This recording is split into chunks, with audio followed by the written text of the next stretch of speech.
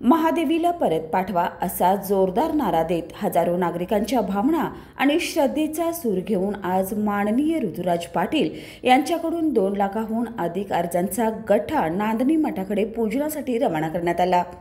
या आंदोलनाचा उद्देश म्हणजे नांदणी मठातील महादेवी हत्तीनीला पुन्हा मठात आणणं। या मागणीसाठी अजिंक्यतारा येथून मोठ्या प्रमाणावर अर्ज संकलित करून त्यांचं पूजन करण्यासाठी खास सोहळा आयोजित करण्यात आला आहे।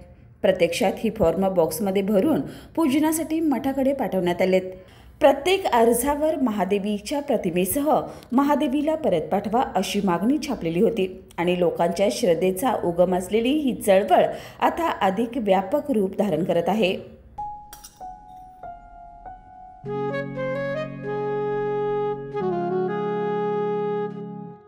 बाबा, आज येताना बासुंदी घेऊन या ना। अगं, कालच आपण आईचा वाढदिवस होता म्हणून आणली होती ना। ऐकलं, गोकुळची बासुंदी पुन्हा खावीशी वाटतेय। खरं सांगू, मलाही खावीशी वाटतेय।